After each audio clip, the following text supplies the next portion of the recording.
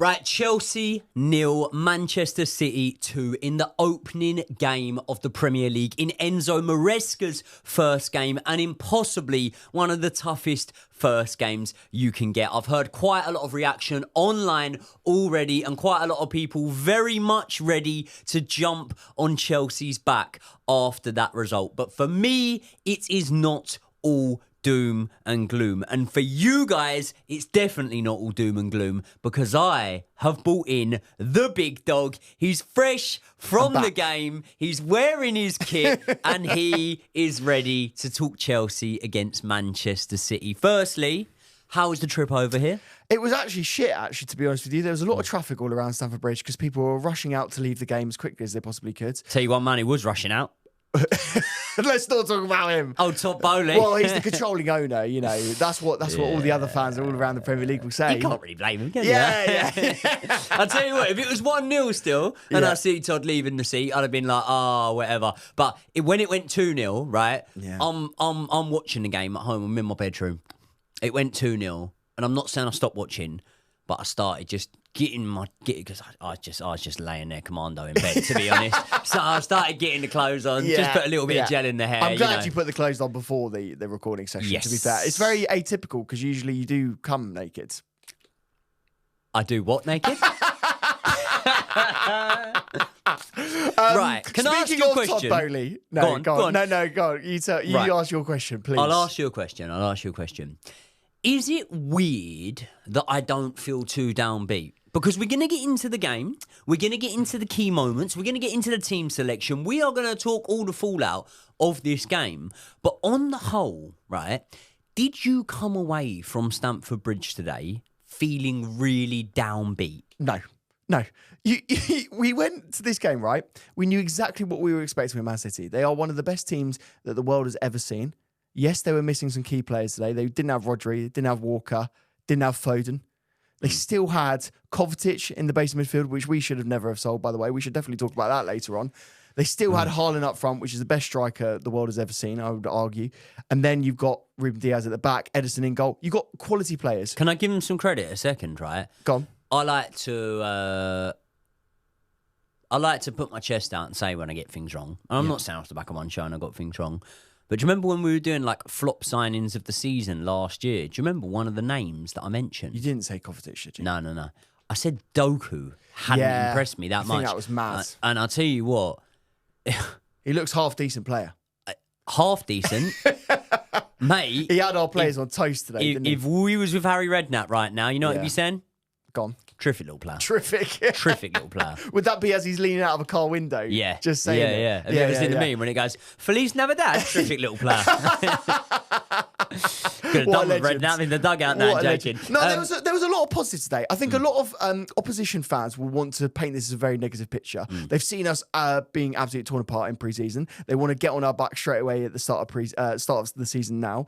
This is one of the hardest games we're going to have in the year, probably the second hardest game we're going to have all year. Yep. I think there were negatives and we'll absolutely have to go through those. But I think overwhelmingly, there were individual performances that I was happy with. There was a team cohesion that I was also happy with. And we aren't just sort of passing it around the back for the sake of passing it around the back. And that's what particularly I was concerned about. I was concerned about the inverted fullback and us being really open in defence, only playing 3 recognised central centre-backs. And I think Enzo Maresca in this performance kind of just went back to basics, and he said that City are going to be a difficult team to play, and we're just going to play pretty much continuing on from last season. Now, we'll get into the match in full, but what I will say before I say anything else is, do you think the team selection would have been any different if Mauricio Pochettino was the manager? Like, think about it, deep it right now, because you knew he liked to play Enzo and Caicedo together. You know that. You knew he really did rate Nkunku when he was fit and he played him. And also, he actually really liked Lavia as well. The only player that I think that would get into that team under Pochettino that wouldn't get in the team under Maresca would be Gallagher. Yes, but his hands may well have been tied. Exactly. I also think there could have been a case for Trevor Chalobah. Again, his hands may well have been tied. Yep. And I also think that under Mauricio Pochettino, once again, the hands tied. Petrovic would have been in there. Yeah. So literally, we're naming 3 players that would have played today under Mauricio Pochettino that are not playing today because of the board. And actually, it's funny because Enzo Maresca, I might be paraphrasing here, but he quoted and he spoke about the game and before the game, he was quoted, paraphrasing, as saying that he's not in control of the players who are leaving. And he sort of said it in a jokingly way and said, if they want me to do that, they'll have to pay me double. Yes. And rated that, by the way. Yeah, I thought that was a good way of handling it because almost as well, like, it's a little bit like, I'm going to call it British humour, but it's like understanding how we're going to interpret something. So we're going to hear that and we're going to go, I get ya. Yeah. I get He's got a bit of banter to him, Maresca. Yeah, He can crack a few jokes. But he done it in a way. Yeah. He done it in a way where, like, the board can't get annoyed at him for saying that. Yeah. But the Chelsea fans can go, I know what you're saying. You know what I mean? Yeah, I do. And Mauricio Pochettino was probably nowhere near as subtle in the way that he was able to express the fact that also Pochettino would have bit back behind closed doors as well. We know that he's a principal manager. We know that he's got a lot of credibility in the game. I feel that Mauricio, and he would have literally said, "This is my way or the highway," and that's ultimately what happened at the start of the summer. He literally said, "This is how I want to run things. Gallagher shouldn't be sold. Trevor should be with us," and the board went, "That's not the way we're going to run things." And they've basically hired I hate the term "yes man" because it's very derogatory, but he said, "I'm going to fit within the system, and I'm going to fit within your structure and get the best out of those players." He wants to be a head coach, and what I liked about what he did today, although he did make some mistakes in the starting lineup, we'll get into that in the future. But what he did is he walked before he ran. Do you know what I mean? Like he basically said, in the system that I'm going to play, let's just play the players in their normal positions. Let's set up in the way that they expect to set up, and let's try and beat City in the only way that we've been able to go up against them last season. We got 2 very good results against Man City. Arguably, the 4-3 win was probably the best result that we got. Great 4-3 win. Great 4-3 win, which was actually a 4-4 draw. But you know, I like the continuity there, and I actually think I like the way that he's sort of gently introducing a system, because what he's saying, and I don't know if you saw these quotes again this week, he was saying that this plan, I'm thinking 10 years in the future. I'm thinking super long term. And I think it was Dewsbury Hall as well. He was saying that there's evolutions to the tactical system. He goes, first year he was thinking this, and obviously he didn't see that at Leicester, but he's then saying the next year he introduced this other thing. He said, you know, this was what was going to be different. Never approach a woman in that way. No. Never go up to a woman in a nightclub and tell her you've been thinking 10 years in the future about how things are going on. Well, because she will think you're coming on hot and heavy. Well, some girls might like that. Some girls might sort of like it that, you know, you're thinking that far advanced. Not the type I go for. It's commitment. Yeah. Really? Yeah. They do. The girls you go for don't like commitment. Is that what it is? They don't want to know what's going on 10 minutes in the future. To be fair, it usually doesn't take more than 10 minutes, does it? No. It'll have been done 7 minutes, 10 minutes in the future. Right. I'll tell you what, I was going to start off with the team sheet, but let me just quickly recap the key moments of the game. Starting off, Chelsea, I thought actually came out the traps looking half decent. I'm not saying we were dominant or anything, but City was still looking dangerous. On the 18th minute mark, Erling Haaland somewhat makes Cucurella his words. And we speak about that because a lot of people were saying, prove Cucurella wrong there. Cucurella got across to Haaland really well. Haaland out-muscled him. But at the same time, you're acting like it was Cucurella's man. Yeah. It wasn't Cucurella's man to near. get across to. So Cucurella actually made up a good bit of ground to get across to Erling Haaland. Bernardo Silva was the one that was credited with the assist. I think it's open to interpretation how you really see that assist, because I don't know if he knew exactly what he was doing. No. He knew he was stretching out to get a toe on the ball, but I don't think he knew at all that it was going to Erling Haaland. Great finish, by the way. Yeah. The chip. Yeah, He's good little finish. So good, Erling Haaland. Good little finish. He's Good little so finish. Good. He must get a little bit. Well, he must have really good concentration. To be fair, that's how he raw dogs them flights back and forth. He definitely did that. Yeah. Oh, yeah. It's not just for the gram. Not just for the gram. Obviously. Yeah, I thought we got a little bit more control back in the game, probably after the half-hour mark, probably last sort of 15 minutes of the first half. Yeah. Second half, Actually, I've just brushed over something there. We had the ball in the back of the net, didn't we? We did. Nicholas Jackson. The offside goal. Born offside, Nicholas Jackson. People are saying that quite a lot online, by the way. I don't know if I necessarily agree with that. I don't think he had loads and loads of offsides last year. Do you remember that? I mean, the problem is... As a Chelsea fan, I feel like one of the things that we do quite often is we will draw comparisons from players from the past, for example, right? So it's very hard to say that Nicholas Jackson was born offside when we've had Timo Werner at the club. Yeah, that's very true. Do you know what I mean? Did you see someone went up to him in a restaurant recently and said that, by the way? What? Someone went up to Timo Werner in a restaurant. I think it might have been a Spurs fan, and said to him, "I've heard you've been born offside." And he thought he was going in for a selfie. And it was one of those ones where you're just like, that is a real dick move, that is. Don't go up to someone in dinner. Like, yeah. That's like, we know that the banter's there. Just leave him out of it. Yeah, but also I feel it's sorry like for Timo. it's like, mate, you want this is your moment. Like, you might even get this put on your gravestone when you die. So I'm the true. bloke that went over to Timo Werner. Yeah. But you know what Timo Werner does? He earns in an hour what you earn in a year, So mate. true. Do you know what I mean? And it's not all about money, but at No. the same time, fuck off. He's do you a know lot what more I mean? successful, And that's yeah. me sticking up for a now permanent Spurs, or they've just gotten back on loan Yeah, again. no, I think it might actually be another loan. Actually, yeah, I think it might be. Right, But yeah, I think that comment on Nicholas Jackson is harsh because, by the way, it was a toenail offside. It was only just offside. You want to see the length of my toenails? Well, there you go. There you go. You have been growing them out. Don't know why. There you go. The only thing been growing out. We'll have a conversation about Nicholas Jackson because I think there is somewhat of a debate as to whether or not in the next match, bearing in mind our next match is against not Handkerchief, what is their name? Serviettes. Serviette, that's it. Servette, isn't it? Servettes, yeah. Servette, yeah. I mean, I've been calling them serviette all day, so let's just carry on with that. I just call them hanky. Yeah. But bearing in mind they are lower level opposition, can we call it? I don't want this to come back and bite me in the arse. But bearing in mind they are probably a sensible idea maybe to give Due some minutes. Then at the same time you could argue it and say maybe a sensible idea to give Jackson a minute to get him up to scratch, and then maybe some of those half chances he had today he would have been converting. However, we get back to it. Then the second half, right? I actually think we come out and I think we have a pretty dominant half hour, right? Yeah. 58 minutes in, Pedro Neto comes on for Christopher Nkunku. Now, when Pedro Neto comes on for Christopher Nkunku, I had a feeling of disappointment. Yes. Was I disappointed Yes. that Pedro Neto came on the pitch? No, you were not. You were disappointed that Christopher Nkunku left the pitch. And who did I think should be leaving the pitch? Enzo, probably? Enzo. Yeah. I thought that Enzo should have been leaving I the agree. pitch. I thought that Christopher Nkunku should have been going into Enzo's role and Pedro Neto should have been out there Agreed. on the left-hand side. Agreed. Obviously he didn't. Obviously Enzo Fernandez, in my opinion, looked a little bit...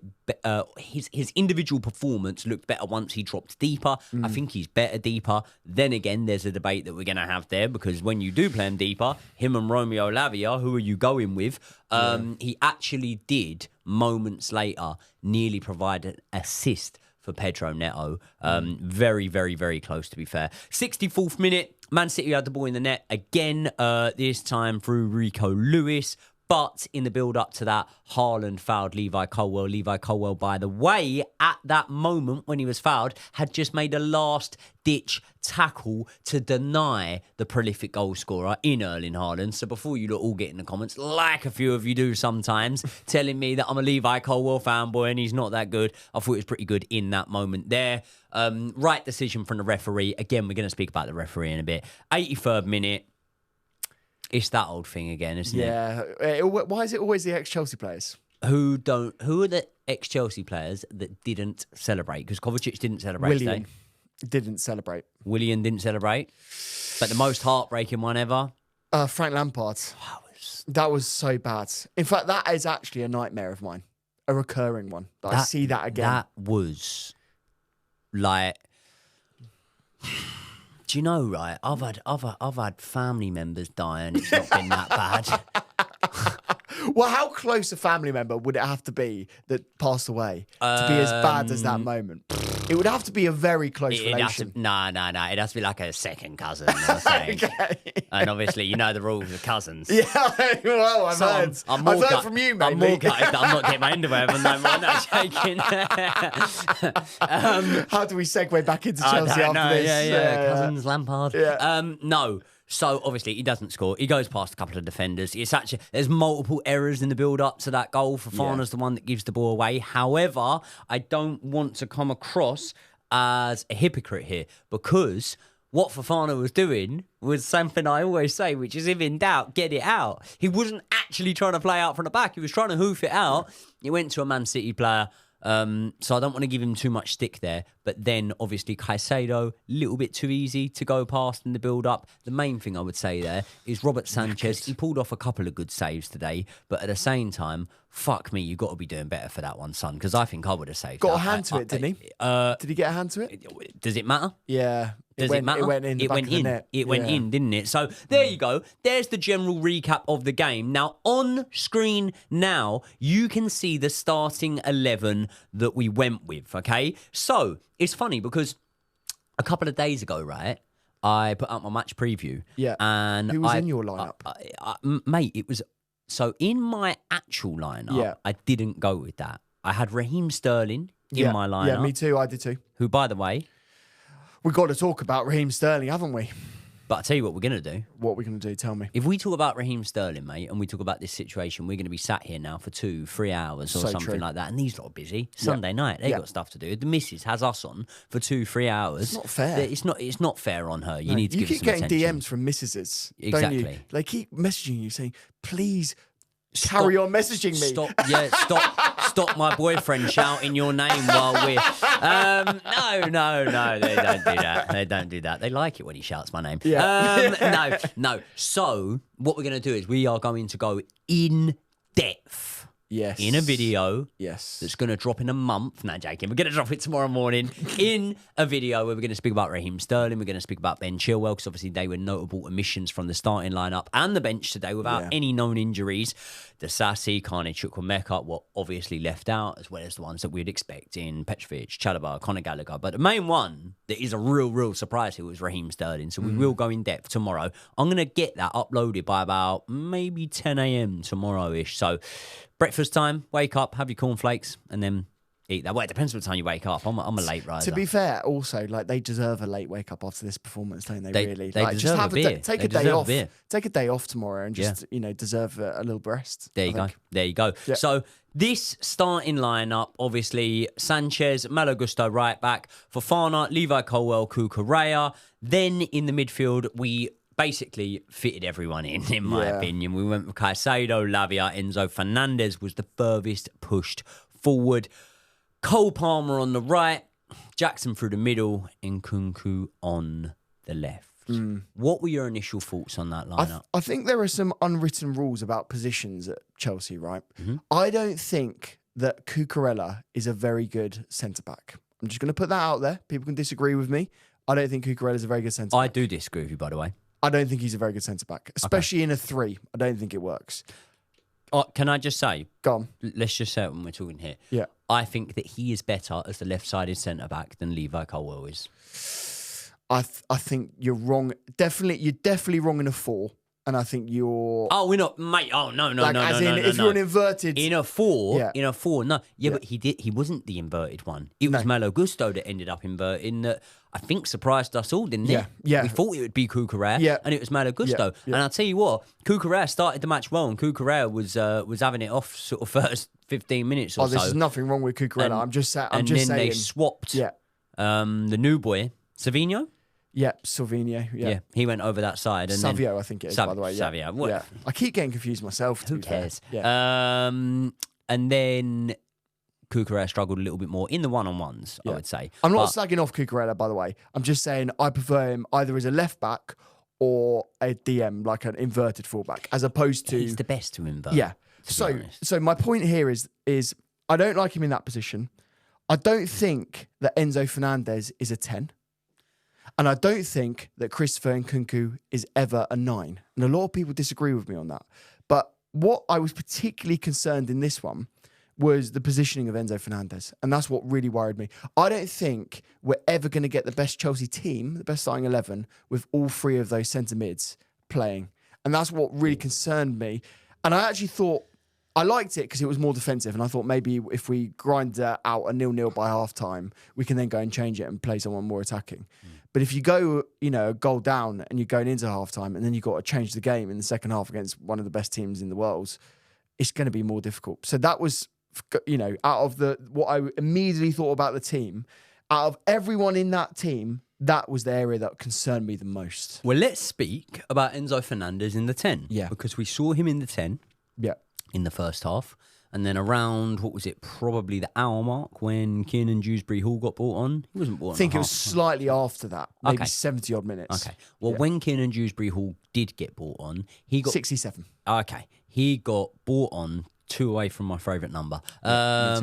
He 65, obviously. Yeah, obviously. 65, Quick maths. he got there. You go. See, no, just a pretty I saw face. your quick maths on the video you did the other day as well. You did some very quick maths on the video, the preview for Man City. Did I? What was it? You did. You did the top. How many points? No, it was the preview for the season. Yeah. And you did how many points were going to come out of the top 6 matches. So you did 12 times 3. You did that very quickly, quicker than I would be able to. That is pretty good. That was decent. You know decent. how to do it. Go on. Do 10 times 3 and then add 6 on. Wow. That's unbelievable maths. If you need a maths tutor... Can you believe people aren't paying for advice that? If you need a maths tutor, Joey is the one to reach out to. So please do email us. I didn't get a GCSE in maths. There you go. No. Yeah, who needs a GCSE in maths? I didn't get GCSE in much, if I'm being honest with you. But if it was going to be one to get, maths might have been quite useful. But, we don't use trigonometry that often, do we? OG viewers will get that one. Yeah, they'll know. So, Enzo Fernandez in the 10, it doesn't work. It doesn't. It just simply does not work. Now, I don't want to say, but listen, off the back of one good game, you're not brilliant. And off the back of one bad game, you're not awful. But what I do know is in that number 10 position, Enzo Fernandez is not a good striker of the ball in open play. Prove me wrong if you want. Please prove me wrong if you want. And you might go, what about that goal against Crystal Palace?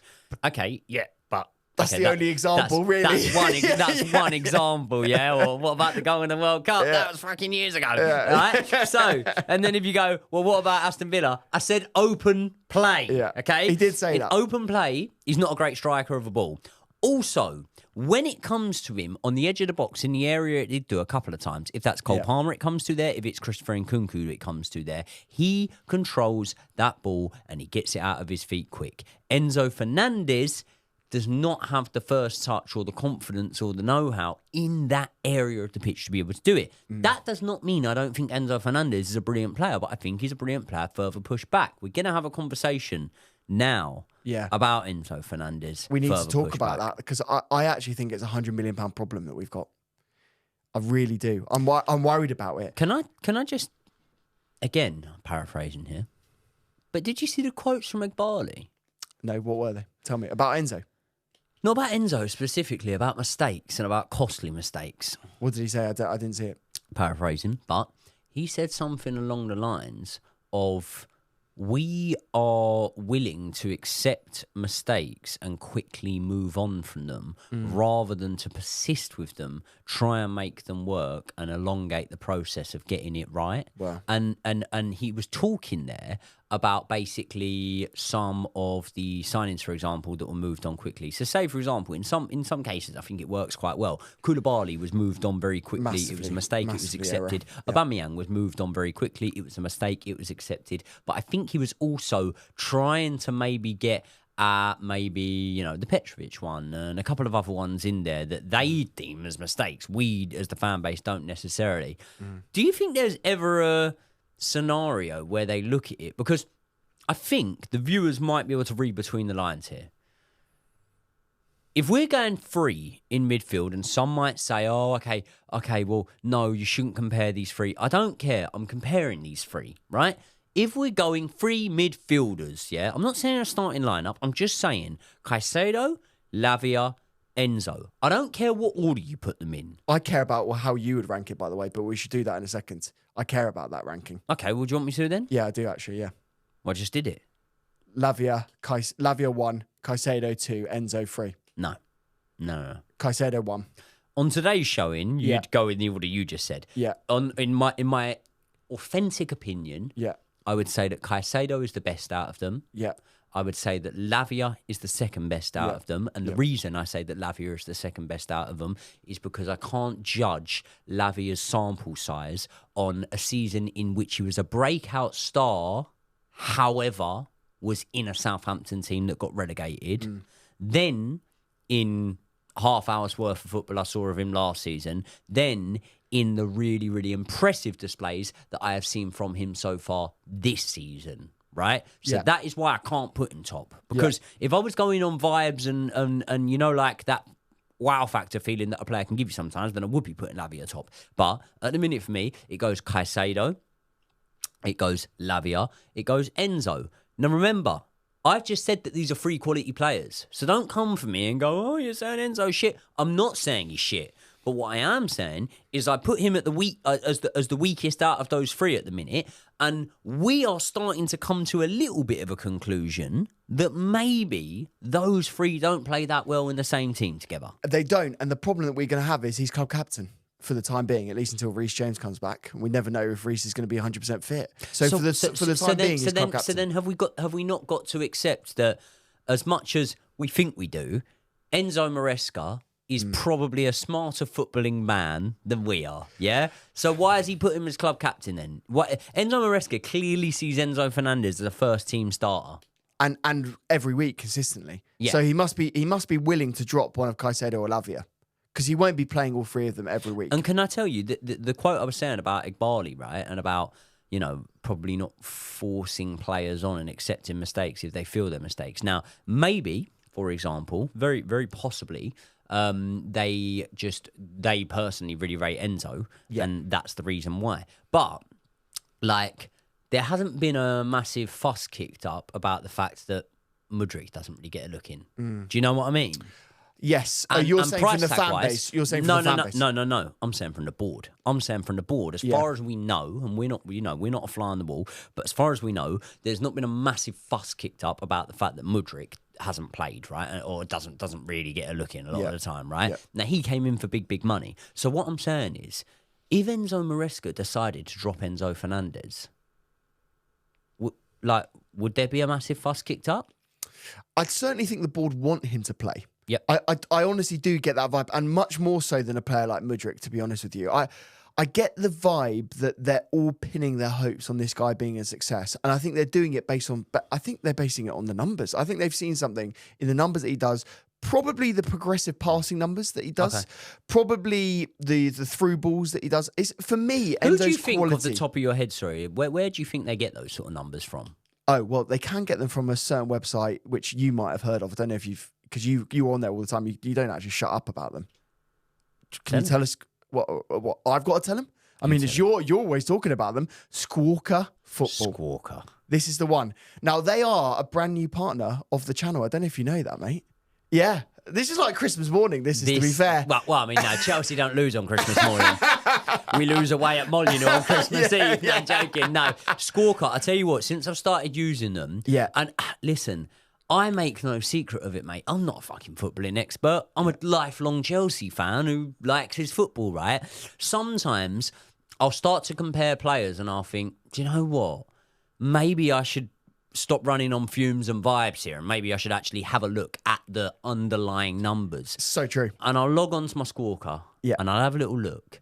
And it's, in my opinion, the quickest, most simple and easy way to actually get a definitive result to the questions that I'm asking in terms of who should be starting on the right wing out of Noni Madueke and Cole Palmer. Now, the easy thing there is to say player of the season, Cole Palmer, mate. But then when you look at systematic preferences, you can go on Squawker and you can look at dribbling stats. You can look at so much more. So Squawker's a really, really good website to have on board. I'm very, very happy that they've chose to partner up with the channel, because we have both been using it before. I've used this for years. Do you know why? The player comparison matrix is the thing you're discussing in particular, right? I love using that. And what I did pre-season, by the way, I did a video on my channel all about this, where I talked through the centre-backs. And what I wanted to do is not only just sort of say off vibes who I liked and who I didn't like, because quite frankly, I didn't think that Disasi was a starting level player for Chelsea. So what I did is I looked at all of the different players and looked at how they compared against each other. Wesley Fofana's data, it's very difficult to get data for him, but you could get data for all the other ones. So Tosin, you had a look at Badiashile, you had a look at Colwill. You could compare them all, right? What was really interesting is Disasi had much better numbers aerially and defensively than all of the other players. So you could just call out and say he's much better there. Badiashile had really good numbers for distribution, far better than Levi Colwill. I was actually really surprised about how good his numbers were in terms of passing and also interceptions, I think, more than anything.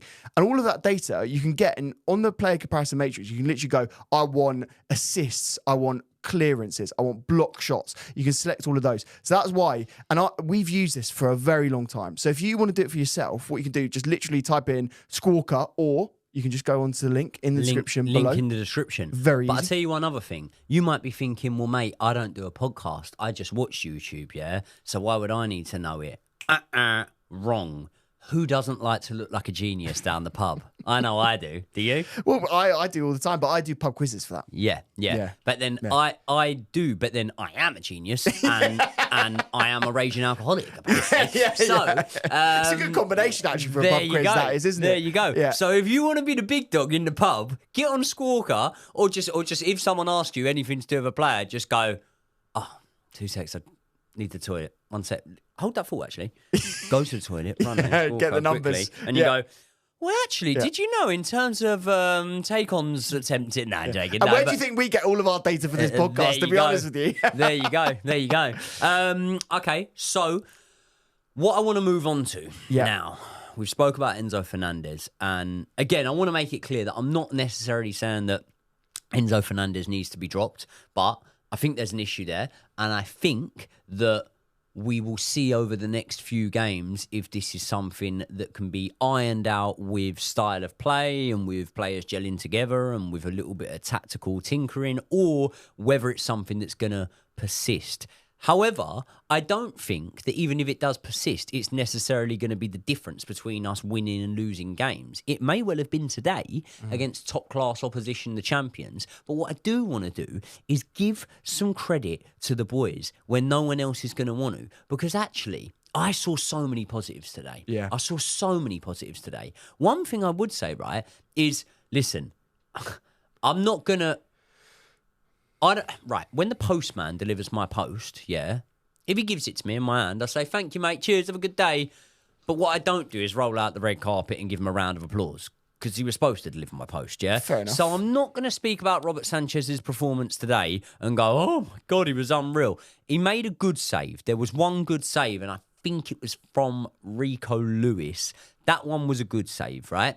Then the save from Haaland, I think, was a save that he should always be making. Yeah. And I've always thought he was all right from range. However, I was proven wrong because he definitely needs to be getting a hand on the Kovacic one, and there was a nervy moment, right? So when it comes, I should say, to playing out from the back, there was a nervy moment there. However, one thing I was impressed by was there was not one game, scrap that, not a game, there was not one period of more than 20 minutes when we didn't make a mistake defensively along that back line in terms of playing out from the back. We did not make any of them really today. Not the howlers that we were seeing in pre-season. Not the howlers. So I think the defence fared pretty well. I actually think where we sort of got overrun a little bit was in the midfield.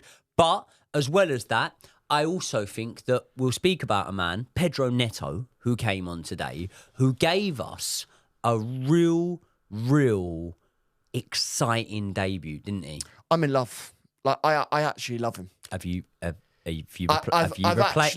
Hold on. I need to ask you. Yeah. Has one poster gone down and another poster gone up? You know, back in the day where you couldn't be asked to take a poster down, so you just put one over the top of the other poster. Yeah. I probably have, I've to be honest with you, I've done that. And to be fair, because of the state the old poster was in, quite easy. You didn't even need no glue. Didn't need blue tack, didn't need sellotape. It just stuck on there. It just stuck straight on. Yeah. And in fact, that new poster is also quite sticky. Yeah. Well, already. And took 45 minutes. No, he looks He looks so good. He's a player. He's fast. He's very direct. He put in some good crosses, bearing in mind he's a left footer on the left-hand side. We haven't seen a left footer on the left-hand side for a while. I like it, though. I rate it completely. I think this guy, he's going to have to start. He's going to have to get in the team. The question then is, who are you dropping?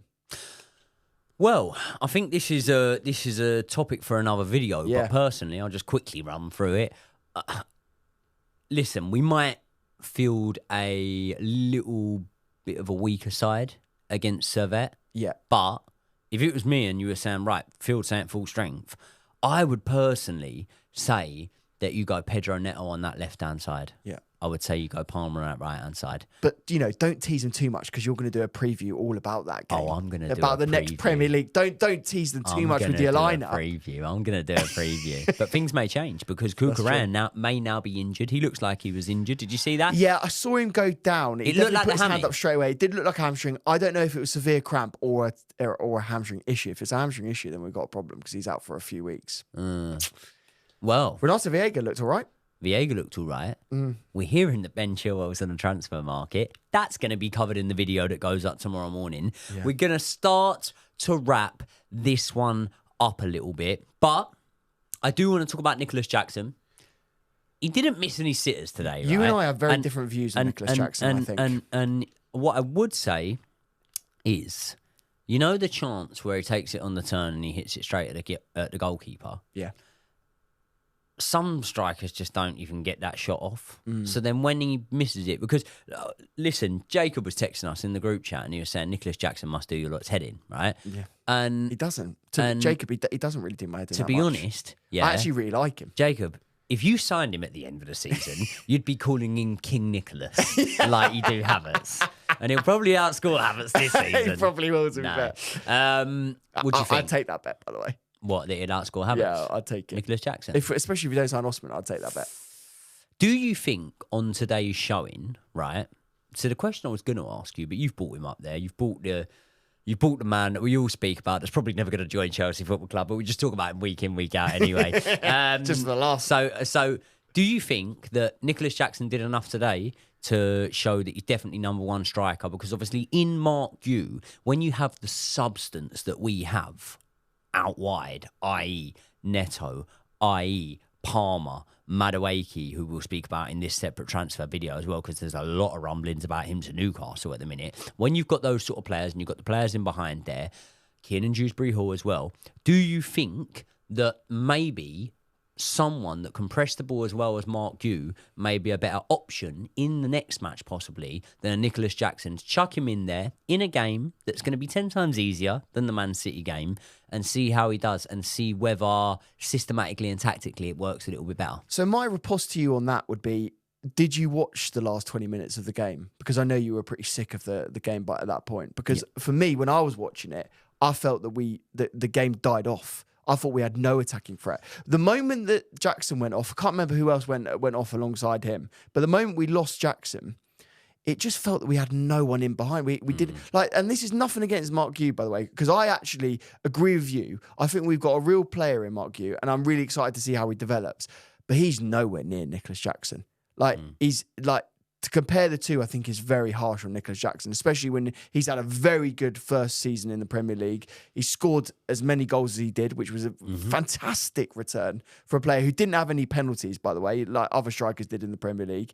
And he's come in and looked really good. And to answer your questions directly, I think he does get headers, and I think he wins those in the box, and I think he does things that Mark Yu wouldn't otherwise do. His pressing probably isn't quite as good as Mark Yu, to be fair to him. But I think the overarching game that he does, the incisive runs, the ability to hold up the ball, which Mark is very good at, but I think Jackson might be a level above. Some of the layoffs that Jackson did today were brilliant. Like some of the interplay that he had with Nicholas Jackson cutting in off the side. Christopher Nkunku, I should say, cutting in off the side. I thought it was solid. So to be fair, I was playing a little bit of devil's advocate there because I would start Nicholas Jackson over him anyway. So true. But the ability to work himself out of intricate spaces as well for Nicholas Jackson, something that goes massively, massively under the radar.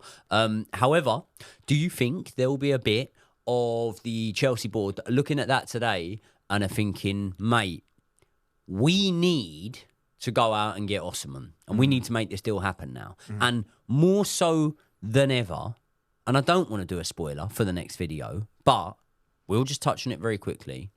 It's looking like around... Mate, it will be even more, but I'm just on about 2 players. Around 600 grand a week worth of wages is possibly about to come off our wage bill. Huge. Right? Huge savings. Osimhen... Yeah. Give him 500. He's on about 250 per week. Yeah. He has got no intention of taking a wage reduction. We've heard that, So he haven't we? said. Yeah. He's got no intention of taking a wage reduction. Now, if I say I've got no intention of taking a wage reduction, I'm expecting the first thing is someone to go, all right, you won't take a wage reduction. But they're not going to go, we'll give you a promotion. They go, we'll give you what you're getting. Yeah. If you could take 600 grand's worth of wages off the books in terms of Big Ben if. Chilwell, who it's looking like he could be going out and getting minutes, Yeah. and possibly Raheem Sterling, who we will touch on, that was left out of the squad. We're going to go into way more detail in the next video with this. Do you just go and slap 280 grand a week or something on Victor Osimhen's head and just say, come on? You were pictured in the kit all them years ago. You kind of do. The only thing that we've got to be cognizant of is whether Cole Palmer or any of the other high-profile players, Christopher Nkunku, whether they kick up a fuss. That's the only thing you've got to be... Because they want Jacko in the team or because they want more wages? Bit of both. No, I think mainly about the wages. I don't think they care too much about Jackson They're playing. getting paid well. Especially with the fact that we have just given Cole Palmer a new contract, bumped his wages up. Now he'll be on nowhere near as much as Osimhen would be. Well, how about this? How about you back yourself? And how about you understand that there will be significant bonuses in every single one of those boys' contracts? So do you look at it, yeah, and do you go, oh, he's on 60, 70 grand more than me a week? Or do you look at it and go, he might be the difference maker between coming in, from him as a result of him coming in, us winning, definitely the Conference League, we'll win that without him, but us winning a couple of domestic cups, maybe us finishing really high in the league, and every spot we finish higher, the bonuses in our contract goes up. So in a roundabout way, back yourself, you're going to get paid more out of it anyway, and ultimately, you shouldn't be thinking about the money, you're all getting fucking paid loads. Do you rate him that highly, Osimhen, that he could make that much impact straight away? I think he could. Yeah. I think he finishes a couple of the chances today. Yeah. And I think even the one that Jackson finished, maybe his timing's a little bit better to not be sort of negligent of his positioning ever so slightly. I am dreaming, and I have to say I'm completely dreaming at the moment, about crosses from Pedro Neto, crosses from Enzo, whipping the balls in that he loves to do from the sort of inside right position. Gusto crosses in. Like, there were quite a few of those crosses that I feel that Osimhen might have been maybe just in the better position, to be fair. Last point I want to speak to you about today. I think it's no secret that Cole Palmer had a fairly quiet showing by his standards today. Could be a little bit of burnout, could be the opposite, could be just getting up to scratch. He's only had, 45 minutes or so, and I was an advocate for sticking him straight in the starting lineup, and I still think it was the right thing to do. However, what it could be is it could be a point of this season, Premier League managers are going to be telling their players, double up on him and really, really exclude him and make it harder for him. Yeah, all I was going to say is I actually think it's just ring rust. Yeah. I honestly do think that those, if you look at the players that came back the latest, they were the ones that probably had meh performances. Like, you look at Jackson, and we're just talking about, I think again, he's only played 45 minutes so far. Yep. Cole Palmer, again, coming back, he's just had his holidays, got all the way to the final in the Euros. So Cucurella had both good and bad moments in the game. I wouldn't even say he had bad moments. Like, you're up against the champions, and once or twice one of the wingers dribble past you. Like, it's hardly a bad moment. But what I'm saying is, it wasn't a 9 out of 10 performance from Cucurella, and he had only had 45 minutes or so. The biggest concern I've got more generally at the moment is just about the fitness of the players. And I have to say, I was talking about the last 20 minutes when Jackson went off, and I thought it would inject some pace, with a young player coming on. I do think the rest of the team just looked knackered. I think Caicedo was out on his legs. You saw a lot of players pulling up with cramp and that sort of issue. Like Wesley Fofana also had cramp. Cucurella obviously had his hamstring issue. Like, you can see a lot of them are just not quite ready up to the match fitness, and that is just about experience and getting sort of minutes in the legs. And I do think that will come in time. ultimately, we knew that Man City was going to be a difficult fixture, whether that came 10 games into the season, whether that came, 1 game into the season. I have to say, as much as we would say this is a good time to play Man City, they were probably saying it's a good time to play Chelsea as well, because we're just getting used to this new system, and we're getting used to sort of a pre-season fitness regime that we haven't done before. So to finish off, confidence level out of 10 right now, if I was to ask you, forget the Servette game, going into next weekend's clash at Molineux, a ground that has not been a happy hunting ground of recent times. I think the last 2-3 visits we haven't won there. To really go back and think of last time we put in a great performance there was when Tomori absolutely smashed one in. Goal that was. We called it his own half, really, didn't we? Yeah, legends. But confidence-wise, confident going into that game? Do you know what? I'll answer it in this way. I think I'm not that confident for Wolves, but I am more confident ahead of this season based on this game. Yeah. And what I will say is there were patterns of play, there were individual performances, there were just individuals actually in the team that we haven't really seen throughout pre-season that I think we have enough quality and technical ability to be at the higher echelons of the Premier League. That doesn't mean we're going to win the thing, and we probably won't win the thing. Well, but no, we probably will. Yeah, fair enough. But yeah, Wolves in particular, I'm more worried about because of the reasons you just said. We didn't play very well there last year, and actually, I thought their game the other day was they looked pretty good. To be fair, they are pretty good. So that might be another one that we draw away, and then the vultures come around, and we look like we're having an awful start to the season. But the Man City result, if we're being honest, write it off. I think most people are writing it off before the start of the season, so I don't think we can look too much into this one. Well, people, what we are going to do now is we are going to cut the video here. But why we're going to do that is because we're now going to dive deep in to the whole Raheem Sterling situation. He was obviously left out of the starting lineup today, as was Ben Chilwell. A few of these key players and big name players, and obviously players in Raheem Sterling that have featured heavily in pre-season, are maybe now looking to be moved on. And is this against Enzo Maresca's will, considering Raheem Sterling was a player in pre-season had looked really good? So we're going to speak about that in the next video. I'm going to get that uploaded for you guys tomorrow morning. But for tonight, you've got this one. Thank you very much for sticking around to the end of another video. Do me a massive favour. Head over to Josh's channel. It's linked in the description. Subscribe to his channel so that you can see all the content that's going out off of his page. Also, we have got, what have we got linked in the description? We've got Squawker. Of course, linked in the description. New channel partner. Go and show them some love. They've supported us massively here. So go and check that website out. News, betting, comparison matrix. There's loads of stuff on there. They are an unbelievable website. Go and check that out. And before they go, also, why don't you just go and have a look at the kit as well? If you haven't picked yourself up a kit, go and just click the link in the description. Oh, and by the way, we have got an official Joey discount code, Joey10, in the description. 10% off. 10% off for you guys, and it also helps support the channel. You don't get better than that. I will see you all in the next one.